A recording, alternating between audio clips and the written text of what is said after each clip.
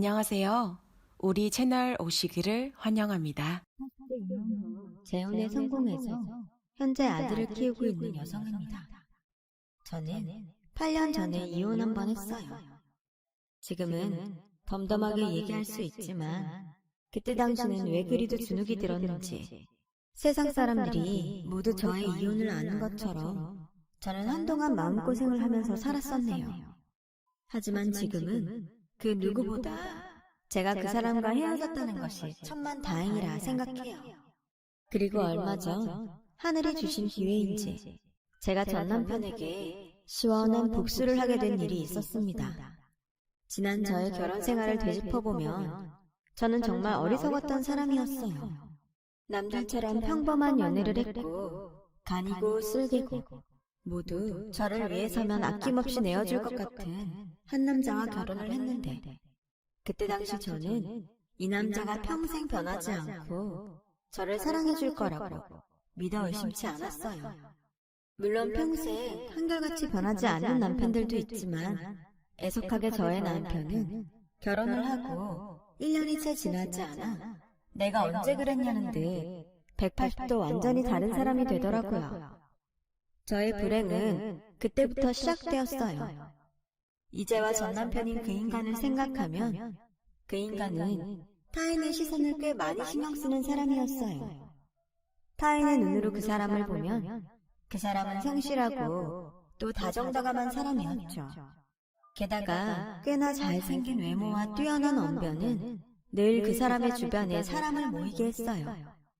연애를 하고 결혼을 하면서 저는 내가 이 사람 애인이다, 내가 이 사람 부인이다라는 이상한 우월감을 느끼곤 했는데 실제로 결혼하고 남편이 변하기 전까지는 무척이나 만족스럽고 행복한 결혼 생활에 주변에서 저를 부러워하는 여자들도 많았어요. 하지만 결혼 후 2달 만에 임신을 하고 배가 나오기 시작하면서 남편은 변하기 시작했어요. 함께 다니기 창피하다는 것이 그 이유였죠. 아무리 임산부라도 그렇지 너는 관리는 안 하냐? 난 결혼하고 펑퍼짐해지는 여자들 보면 그렇게 한심하던데 네가 딱 그 짝이다. 충격이었어요. 이렇게 말을 함부로 하는 사람이 아니었는데 하지만 한 번 시작된 막말과 저를 향한 나쁜 태도는 그 시작으로 점점 더 심해졌고 급기야 제가 아이를 출산하는데도 그 인간은 코빼기 한 번을 보이지 않았어요. 나중에 시간이 지나고 알게 되니 저 모르게 아니 저와 상관없다는 듯 외도를 하고 있었더라고요. 하지만 어리석게도 그 사실을 4년이 지나고 알았어요. 독박육아라고 하잖아요. 홀로 고군분투하며 아이를 키우다 보니 다른 여자들은 다 느낀다는 그 촉이 한참이 지나고 나서야 왔어요. 그때 당시 저에겐 아이를 굶기지 않고 공과금 밀린 것을 해결하며 남들처럼 생활하는 게 가장 중요한 때였거든요. 게다가 남편은 사업을 하는 사람이었어요. 일을 핑계로 사람들을 많이 만났죠. 그 중에는 투자와 자문의 목적으로 만나는 여자들도 많았는데 그 전까지는 그냥 그런 여자들을 만나나 보다 하고 생각했었어요. 아이를 키우면서 아르바이트와 부업을 해야 했어요. 남편의 사업은 그때까지도 자리를 잡지 못했기 때문에 고정적으로 저에게 생활비를 주지 못했고 다른 건 몰라도 아이의 분유값과 기저귀 값은 있어야 했기에 저는 푼돈이라도 벌어야 했죠. 한 번은 남편에게 이렇게 불안정하게 사는 것이 불편하니 저라도 아이를 어린이집에 맡기고 어디 작은 곳이라도 취직을 해야겠다고 말을 한 적이 있었는데요. 남편은 제 예상과 다르게 버럭 화를 내면서 이렇게 말을 했어요. 취직? 당신이 뭐하는 내세울 게 있어? 학력이 좋아? 아니 몸매나 외모가 뛰어나? 어디 나가서 망신당하지 말고 그냥 집에서 얌전히 푼돈이나 벌어. 내가 이번에 한 방 터뜨리면 생활비 왕창 줄 테니까. 그놈의 한 방. 저는 그 인간과 살면서 그 단어를 귀에 딱지가 않을 정도로 들었는데 끝내 저와 살던 내내 그 한 방은 오지 않았어요. 그러니 당연히 생활비도 계속 없었고 저는 하는 수 없이 남편 몰래 구직 활동을 해야 했죠. 친정에 손 벌리는 것도 한두 번이지 들어가는 돈도 한두 푼이 아니고 때에 맞춰 아이 내복이라도 살려면 돈이 간절히 필요했으니까요. 제 주변에서는 답답하게 굴지 말고 남편에게 조목조목 따지며 생활비를 달라고 당당하게 말하라는 이들도 많았어요.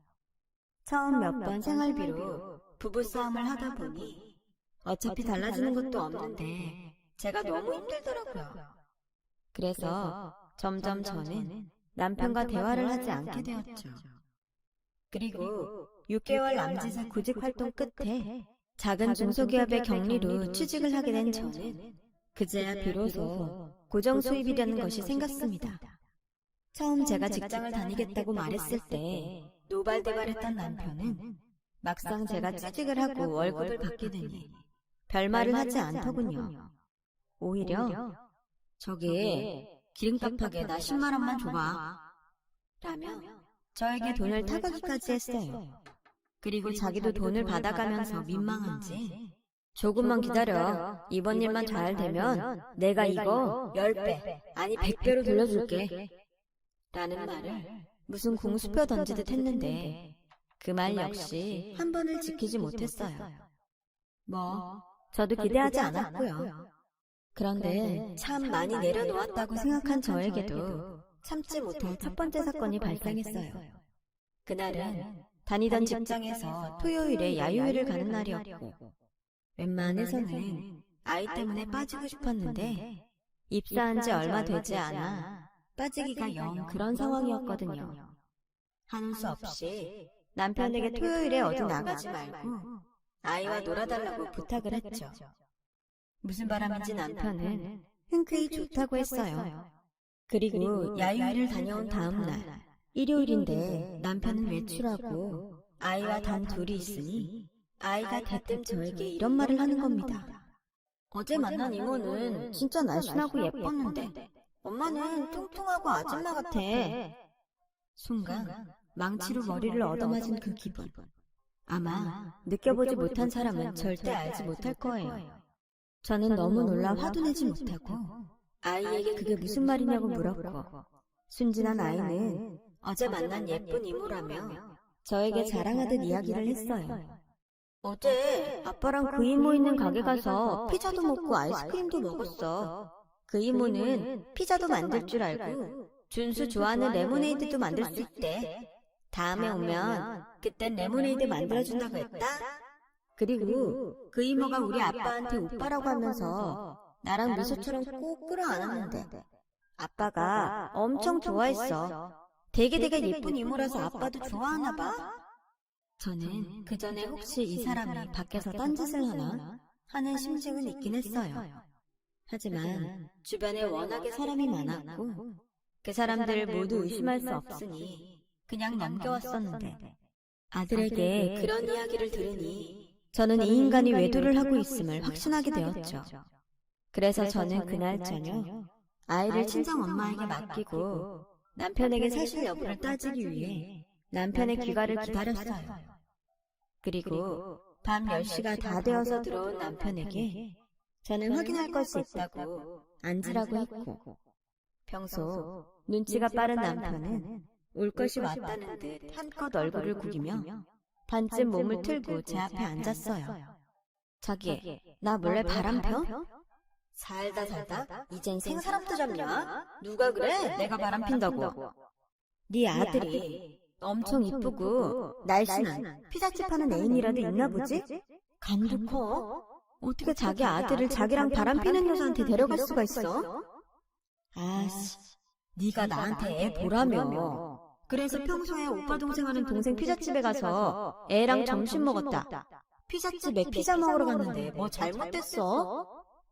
그래서 점심 먹으러 간 김에 그 동생을 꼭 끌어안아줬어? 네 아들이 네가 엄청 좋아했다고 나한테 말해주더라. 얼마나 좋아했으면 그걸 애도 아니? 정말 짜증나게 구네. 그냥 허그한 거야, 인사. 촌스럽게 넌 그것도 모르냐? 하긴 어떤 사람이 너한테 그런 걸 해줬겠냐. 내가 미쳤지. 이렇게 망가질 줄도 모르고 그 많은 여자 중에 너를 골랐으니. 지금 말 다 했어?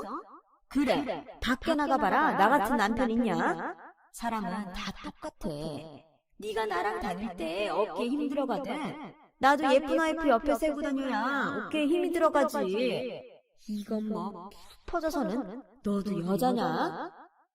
능력도 없는 게 터진 입이라고 말 함부로 할래? 어깨에 힘이 들어가? 야, 나 어깨에 힘 빠져도 좋으니까 다른 집 가장처럼 가장 노릇이나 해. 꼴에 푼돈 좀 번다 이거지. 내가 이러니 내가 하는 일이 줄줄이 안 되는 거야. 사업하는 남편 내줘야 할 생각은 안 하고 엄한 일로 의심이 나니 잘 될 남자도 너 만나면 망하지.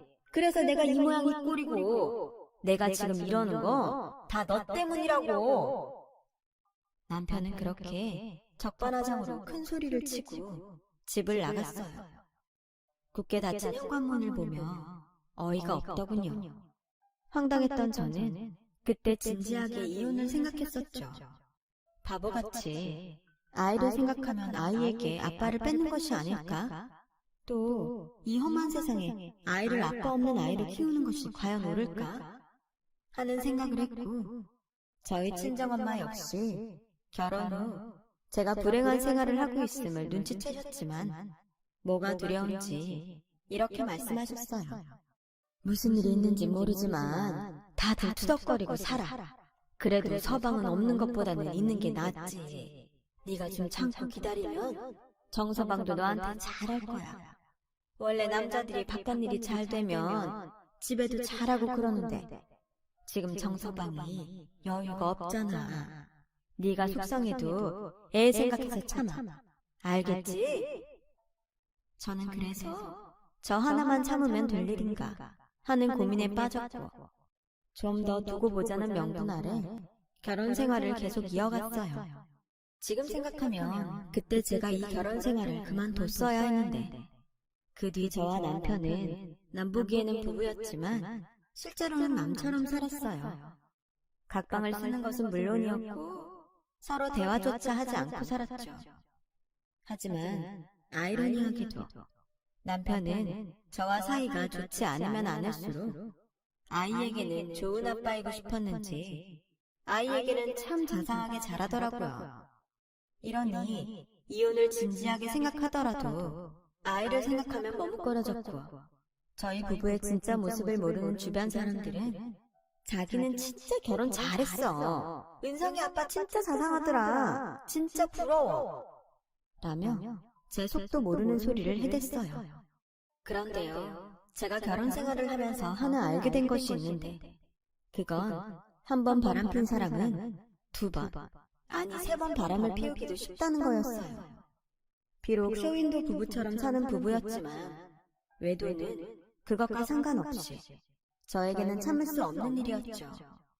이런 저와 상관없이 이젠 대놓고 바람펴도 된다 생각했던 남편은 저에게 자신의 내연녀를 동업자라고 저에게 지칭하면서 통화는 물론이고 걸핏하면 밖으로 나갔어요. 그날도 휴일 저녁인데도 불구하고 남편은 동업자라는 여자를 만나러 나갔고 새벽 4시가 다 돼서 집에 들어왔더라고요. 그날만큼은 그냥 넘어갈 수 없다는 생각이 들어 세상 모르고 자는 남편의 차키를 가지고 차 안을 샅샅이 뒤져봤어요. 그리고 저의 예상대로 남편의 차에는 그간 열심히 싸돌아다니며 바람핀 증거들이 우르르 나왔는데요. 지방 톨게이트에서 받은 영수증과 모텔 영수증, 그리고 찢긴 스타킹과 귀걸이 한 짝까지 저는 온몸에 소름이 돋아 그것들을 모조리 들고 집으로 와 곤히 자는 남편의 면상에 그대로 던져버렸어요. 에이씨 뭐야, 네가 사람이니? 아무리 우리가 쇼윈도 부부처럼 산다고 해도 너도 도리는 지키고 살아야 하지 않아? 또 뭔데 그래? 또 뭘 가지고 사람을 긁어? 남편은 제가 자신에게 던진 그것들을 슬쩍 보더니 헛기침을 하며 자기가 직접 그것들을 쓰레기통에 버렸어요. 그리고는 뻔뻔하기로 작정했는지 저에게 이렇게 말하더군요. 남자가 사업하다 보면 이런 일도 있고 저런 일도 있는 거야. 당신은 속좁게 그걸 하나하나 의심하냐? 촌스럽게? 촌스러워? 무슨 사업을 어떻게 하는지 모르겠지만 그렇게 더럽게 놀 거면 이혼해. 내가 그래도 애 생각해서 참았는데 도저히 안 되겠다. 아유, 그래. 네가 이혼하자고 하면 내가 무서워할 줄 알아? 나도 너랑 이혼하고 자기한테 오라고 한 여자 많아. 그래도 난 지조를 지킨 거라고. 지키긴 개뿔. 네가 네 손으로 쓰레기통에 버린 건 다 뭔데? 넌 사업을 네 몸뚱이로 하니? 그래서 뭐 진짜 사업다운 사업은 한 적이 있긴 하니? 야, 너 정말 끝까지 사람 무시할래?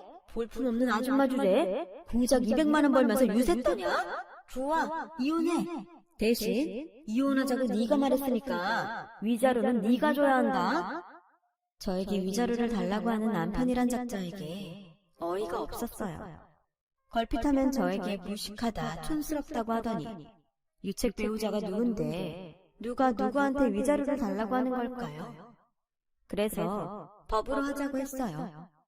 그렇게 짐을 싸고 자던 아이를 깨워 집을 나왔는데 남편은 그러든지 말든지 하며 쳐다보지도 않더군요. 아이는 계속 울며 자긴 나가기 싫다고 하는데 정말 속이 아니었어요. 그리고 집을 나왔죠. 막상 친정에 가려고 하니 저에게 다른 집도 다 그렇게 산다고 참고 살라고 했던 친정 엄마의 말이 떠올라 쉽게 발이 떼지지 않더라고요. 다른 친구들 집에 가서 신세를 지자니 그것도 자존심상 용납이 되지 않더라고요. 그렇다고 큰소리치고 나왔는데 다시 집으로 갈 수는 없고 그래서 저는 망설임 끝에 친정으로 향했어요. 처음엔 어디 여인숙이라도 갈까 생각했지만 저 혼자면 모를까 어린 아들이 있으니 차마 그렇게는 하지 못하겠고 친정 엄마한테 잘 이야기하면 설마 밖으로 내치기야 할까 하는 생각에 무거운 발걸음을 옮겼어요. 이게 다 뭐야? 너 설마 집 나왔어? 친정 엄마는 제가 들고 있는 커다란 짐가방을 보며 놀라 물었고 고개만 끄덕이며 우선 아이를 재우고 자초지종을 말하겠다고 했는데 저의 말을 모두 들은 친정엄마는 한숨만 푹푹 내쉬고 그날 저녁 아무 말도 하지 못하셨어요. 그렇게 일주일 정도가 흘렀고 그동안 친정엄마에게 아이를 맡기고 직장을 다녔던 저에게 남편은 무슨 바람인지 저를 찾아와 예전과는 아주 달라진 모습으로 이렇게 말을 했어요. 내가 다 잘못했어. 이제 그만 집으로 들어와. 응? 내가 다시는 당신 싫어할 짓 하지 않을게. 갑자기 무슨 바람이 불었어? 왜 이래? 왜? 나랑 이혼하고 오라고 했던 여자들이 막상 진짜 그렇게 한다고 하니까 오지 말래? 에이, 그건 그냥 홧김에 한 말이지. 우리가 아무리 싸우고 그랬어도 우린 부부고 부모잖아. 당신 나가고 혼자 이런저런 고민 진짜 많이 했는데 당신 말대로 내가 그동안 진짜 당신한테 함부로 한 것 같아. 내가 이제 진짜 정신 차리고 남편 노릇, 아빠 노릇 잘하고 살게. 그걸 어떻게 믿어? 그동안 당한 세월이 얼만데. 딱 한 번만 믿어봐. 나 아는 사람 소개로 다음 주부터 택배 사업도 하기로 했어. 택배? 그게 글쎄 월 300에서 500은 거뜬하다고 하네. 앞으로 내가 성실하게 내 몸으로 돈 벌어올 테니까 나한테도 기회를 주라. 저는 달라지겠다는 남편을 보고 마음이 흔들렸어요. 아무래도 아이가 있으니 더 그랬던 것 같아요. 그리고 예전에는 폼생폼사라고 남보기에 좋은 일만 하고 싶어 하던 남편이었는데 구체적으로 택배 사업을 한다고 하니 정말로 이젠 정신을 차렸나 하는 기대도 들었고 그래서 저는 그날 저녁 친정집을 나와 집으로 돌아왔어요. 택배 사업을 한다는 남편은 무슨 준비할 것이 그리 많은지 실제로 일을 나가는 꼴은 보지 못했죠. 택배 일을 하려면 탑차가 필요하다면서 어디서 생긴 돈인지 차를 떡하니 뽑아왔는데 그때부터 슬슬 예감이 좋지 않더군요. 그리고 1년 뒤 저에게 남편이라는 작자를 도저히 용서할 수 없는 사건이 벌어졌는데 그날은 유독 되는 일이 없어서 심적으로 힘들었던 저녁이었어요. 퇴근 시간을 앞두고 책상 정리를 하고 있는데 평소 저희 엄마가 친하게 지내는 옆집 이모님이 전화를 하셨고 저에게 다급하게 이렇게 말씀하셨어요. 나경아, 큰일 났어. 니네 엄마가 쓰러지셨다. 지금 119 불러서 병원으로 가고 있는데 아우 이게 무슨 일이니? 아무튼 너 빨리 병원으로 와라. 알았지? 전화를 끊고 너무 놀라 이모님이 말씀한 병원으로 택시를 타고 갔어요. 그리고 제가 병원에 도착했을 때는 엄마가 의식과 호흡이 없다며 심폐소생술을 하고 있었어요. 저희 엄마는 끝내 다시 깨어나지 못하셨어요. 하루아침에 아무런 준비도 없이 부모를 잃은 저는 모든 것이 꿈을 꾸는 듯 현실감이 없었고 다리에 힘이 빠져 그 자리에 풀썩 주저앉았는데 그 뒤로 기억이 잘 나지 않아요.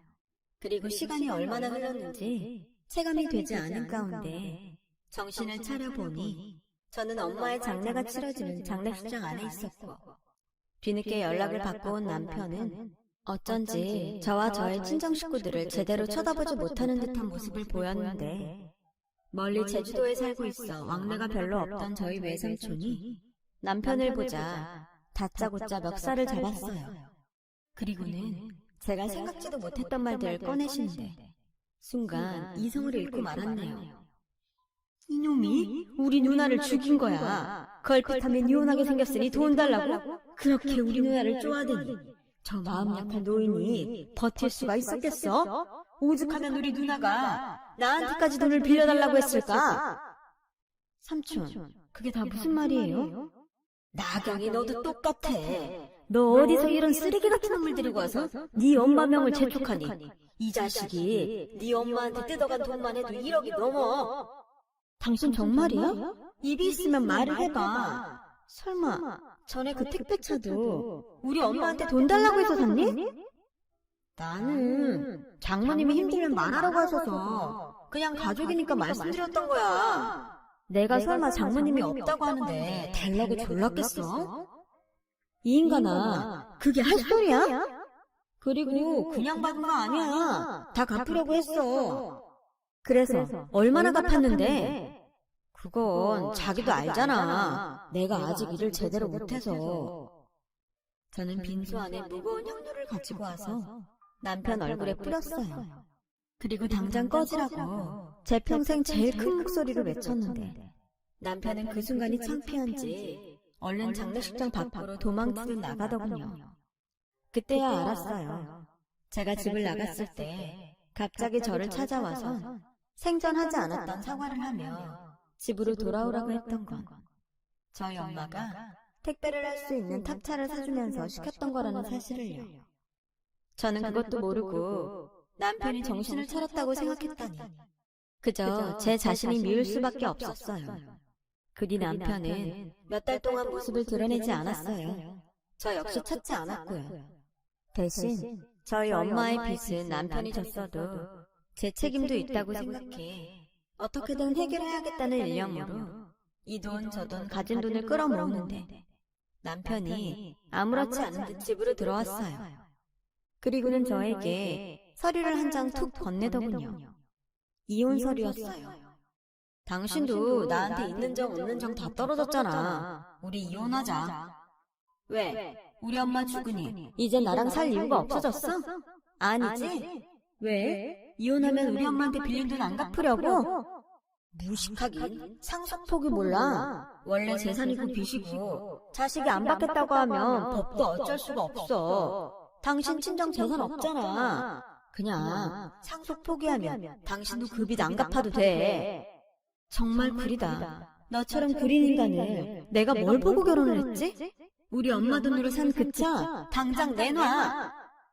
그 차? 이미 처분했지. 택배 일이 생각보다 몸이 너무 힘들겠더라고. 그래서 얼른 처분해서 그 돈으로 다른 사업에 투자를 했는데 그게 또 중간에 엎어져서 아씨, 그러니까 이혼하자고. 애는 네가 원하는 것 같으니까 네가 맡아. 친권도 포기할게. 단 양육비는 줬습니다.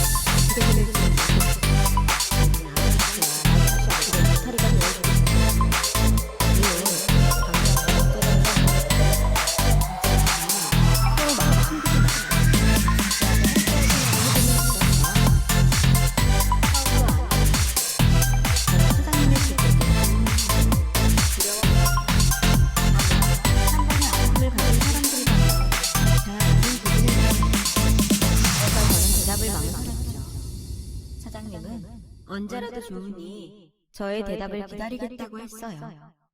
저희 주변 사람들은 사람 좋고 또 회사 사장이면 로또 맞은 거나 다름없는데 뭘 망설이냐며 저에게 어서 그러겠다고 대답하라고 저를 퇴근했지만 헤어진 전 남편도 결혼하기 전에는 둘도 없었던 좋은 사람이었다는 것이 마음에 걸려 6개월도 넘게 사장님께 답을 주지 못했어요. 그러던 어느 날, 그날도 일이 너무 많아 아이들 친한 이웃에 맡기고 늦게까지 다른 직원들과 함께 일을 하는데 사장님이 시계를 보더니 저에게 아이가 엄마를 많이 기다릴 테니까 그만 들어가라고 하더라고요. 아니에요. 다른 직원들도 일하는데 저도 마주하고 갈게요. 난 애가 없어서 잘 몰랐지만 생각해보니 아이는 크는데 엄마가 너무 밖에서 일만 하면 안 될 것 같아. 나경 씨한테도 또 나경 씨 아이한테도 내가 너무 무심했던 것 같아. 일은 우리끼리 마무리하면 되니까 얼른 가봐. 애가 엄마를 얼마나 기다리겠어? 오랜 시간 함께 일을 하면서 사람이 좋다고 생각했는데 이렇게 저뿐만 아니라 제 아이까지 생각해주니 저는 그 마음이 너무 고마웠어요. 그리고 제 마음 한켠에 어쩌면 이 남자는 전 남편과 다를 수도 있지 않을까 하는 희망이 생겨나더라고요. 오랜 고민 끝에 사장님의 청혼을 받아들이기로 했어요. 사장님, 아니 지금 저의 남편은 그때 자신이 세상을 전부 가진 것 같은 기분이었다고 했는데 그만큼 제가 지금의 남편의 애간장을 태웠다고 했어요. 그래서 남편은 저와 재혼 후 저에게 정말 잘했고 남편도 아이도 처음엔 조금 낯설어했는데 점차 남편의 노력으로 둘은 둘도 없는 부자지간이 되어갔어요. 아이 입에서 처음 아빠라는 말이 나오던 날 저도 남편도 얼마나 울었는지 몰라요. 이제 우리가 진짜 가족이 되었다는 느낌이 들었죠. 그 후 저희는 다른 집과 다름없이 평범한 가족으로 지냈고 아이는 어느덧 무럭무럭 자라 초등학교에 들어갔어요. 아이가 학교에 들어가니 신경 쓸 일이 왜 이리 많은지 남편은 당분간이라도 회사 일을 쉬면서 아이를 챙겼으면 좋겠다고 했고 저는 고맙고 미안해서 남편에게 조촐하게 회식 자리를 마련해서 다른 동료들에게 말하는 자리를 갖겠다고 했는데 그날이 저에겐 뜻밖의 기회의 날이 되었어요. 저는 다른 동료들에게 1년 정도 쉬다가 다시 복직을 하겠다고 말을 하고 기분 좋게 살짝 취해서 회식 장소를 나와 대리기사에게 키를 넘겨줬는데 키를 받아가는 남자를 본 순간 술이 확 깨버리고 말았어요. 글쎄, 저에게 키를 받아간 대리기사는 제가 살면서 정말 최악의 인간 말종이라고 생각했던 전 남편이었고 그 인간 역시 저를 알아봤는지 저희 둘은 그 자리에서 잠시 얼어 있었는데 그때 저에게 핸드폰이 울렸어요. 얄궂게도 저의 지금의 남편이었죠. 최대한 아무렇지 않게 전화를 받았어요. 여보, 나 지금 대리 불러서 집에 가려고. 에이, 뭘 여기 와. 얼마나 걸린다고. 금방 가니까 조금만 기다려요. 밥은 먹었지? 걱정하지 말고 이따 봐요. 제가 전화를 끊고 차에 올라타니 전 남편이란 작자는 운전석에 앉아 시동을 걸었고 저에게 이렇게 물었어요. 당신 재혼했나 봐? 차도 좋고 당신 살만한가 봐? 운전이나 하지? 나는 별로 당신이랑 말하고 싶지 않은데. 아니면 지금이라도 다른 대리기사 부를까? 아니야, 집으로 가는 거지? 집은 어디야? 거기 내비게이션에 집 있잖아. 거기로 가죠. 저는 이 순간이 짜증이 나서 최대한 말을 아끼고 눈을 감았어요. 그러면서 전 남편에게 운전을 맡기고 집까지 가도 되는 건가? 별의별 생각을 다 했고 20분이 조금 지나 집에 도착하니 전 남편은 주차를 하며 저에게 이렇게 말을 했어요. 여기가 집이야? 자기 정말 성공했구나. 집도 좋고. 이제 보니 당신 예전 얼굴로 돌아왔네. 관리했어? 남이 사 관리를 하건 말건 여기 돈 수고했어. 저기 우리 아들은 잘 있지? 나 은성이 얼굴 한 번만 보여주면 안 돼? 뭐라고? 갑자기 애 얼굴을 보여달라는 전 남편에게 버럭 화가 치밀어 올랐어요. 양육권이고 뭐고 자긴 필요 없다고 한 사람이 누군데. 그 순간에도 저 인간이 순수하게 아이가 보고 싶어 저런 말을 했다는 생각이 들지 않았어요. 그런데 그때 저 멀리서 제가 걱정됐는지 저의 현 남편이 주차된 차를 보고 걸어왔어요. 저는 자리에서 내렸는데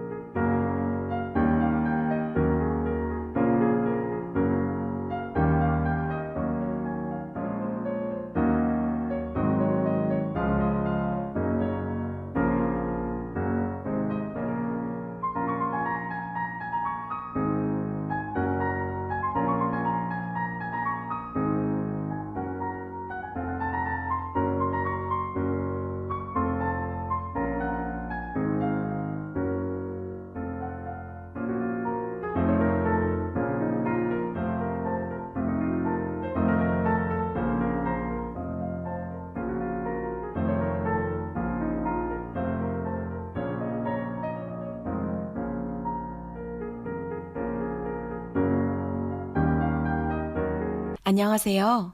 우리 채널 오시기를 환영합니다. 이 인간이 저희 남편을 위아래로 훑으며 누가 봐도 이상하게 서 있더라고요.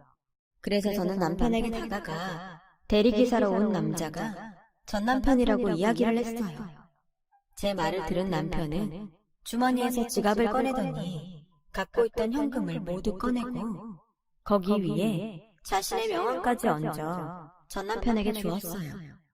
안녕하세요. 방금 집사람한테 얘기 들었네요. 여기까지 저희 집사람 태워주셔서 고맙습니다. 그리고 이거 제가 드리는 성의예요. 아니에요. 뭘 이렇게나 많이. 받으세요. 절대 무시하는 건 아니고 제가 감사해서 드리는 겁니다. 그리고 실례가 된다면 죄송한데 혹시 일자리 필요하시면 연락주세요. 다른 사람이면 몰라도 저희 아들 친부신데 필요하시면 제가 일자리 한번 소개하겠습니다. 남편은 그렇게 말하고 저의 손을 꾹 잡았어요. 전 남편은 끝내 그 돈과 명함을 받았고 자존심이 상했는지 주먹을 꼭 쥐는 게 보이더라고요. 그러거나 말거나 저는 남편의 손을 잡고 저희 아들을 기다리는 집 안으로 들어갔어요. 어찌나 통쾌하고 고소한지 유치하다는 건 알지만 기분이 좋은 건 어쩔 수 없더라고요. 그런데요, 그 자존심에 절대 연락하지 않을 거라고 생각했던 전 남편이 저희 남편에게 정말로 일자리를 소개해달라고 연락을 했더라고요. 전 남편은 지금의 남편에게 자기가 지금 너무 힘들다며 자존심이고 뭐고 찬밥 더운 밥을 가릴 때가 아니라며 사정사정을 하더래요. 그래서 정말로 일자리를 주려고? 우리 회사에 자리 주는 건 좀 그렇고 아는 거래처에 제품 운송하는 기사가 필요하다고 해서 그쪽에 소개할까 하는데 자기는 어때? 자기가 싫다고 하면 안 하고 괜히 신경 쓸 일 만드는 게 아닌가 걱정돼서. 자기가 무슨 걱정하는지 아는데 그럴 일 없어. 자기랑 은성이한테는 내가 있잖아. 저는 이번에도 남편의 말에 따르기로 했어요. 그리고 그 일이 있고 다음날 전 남편은 저를 찾아와 너무 고맙다며 마지막으로 한 번만 자신을 만나달라고 하더군요. 저는 망설였는데 어떻게 알고 남편이 전화해 괜찮으니 나가보라고 해서 내키진 않았지만 나가게 되었는데 그곳에서 믿을 수 없는 광경을 보게 되었어요. 글쎄 전 남편이 저에게 무릎을 꿇고 지난날 미안했다며 용서를 빌더라고요. 당신한테 내가 정말 못한 짓 많이 했어. 미안해. 평생 사죄하는 마음으로 살게. 장모님한테도 너무 죄송해. 그렇게 나를 믿고 챙겨주셨는데 나 앞으로 평생 당신과 은송이 앞에 나타나지 않을 거야. 사장님이 소개해준 일자리에서 성실하게 일하고 살게. 미안해. 그리고 정말 고마워. 전 남편은 그렇게 말을 하고 제 앞에서 돌아서서 갔어요. 절대 저런 인간이 아닌데. 순간 저는 남편이 전 남편에게 시킨 것이 아닐까 생각이 들어 전화해서 물었어요. 남편은 모르는 일이라고 시치미를 댔지만 여러 정황으로 봤을 때 그것이 맞다는 생각이 들더라고요. 남편이 별로 드러내고 싶어 하지 않으니 저도 모르는 척 하기로 했죠. 그 수많은 시간 속에 저는 저 자신을 돌아보지 못했고 또 사랑하지 못했어요. 그저 불행하다고만 생각했습니다. 제가 저를 챙기지 못한 시간들이었어요. 여러분은 저보다 훨씬 현명하시니 어떤 불행한 순간에도 내가 나 자신을 절대 놓지 마세요. 당장 상황이 크게 변하지 않을지라도 내가 나를 포기하는 순간 그 어떤 기회도 기적도 나를 찾아오지 않는다는 그 말을 꼭 전하고 싶습니다. 제가 좀 더 일찍 그걸 알았다면 그렇게 우유부단한 삶을 살지도 그렇게 불행한 삶을 살지도 않았을 거예요. 생각하면 할수록 지금의 남편은 저에게 은인이 아닐 수 없어요. 남편이 사랑으로 구원해 주었으니까요. 그래서 저는 앞으로 남편에게 받은 사랑에 보답하는 마음으로 더 지금의 남편을 위하고 사랑하며 살려고 합니다. 평생 사랑하는 마음으로 나를 살게 해준 여보, 정말 고마워요. 지금까지 저의 긴 사연을 들어주셔서 고맙습니다. 오늘 하루도 기적이란 기회가 여러분을 찾아가길 바라며 이만 줄이겠습니다. 여러분, 사연 댓글에 응원과 현명한 조언 부탁드려요. 좋아요와 구독은 저에게 큰 힘이 됩니다. 오늘도 좋은 일 가득하세요.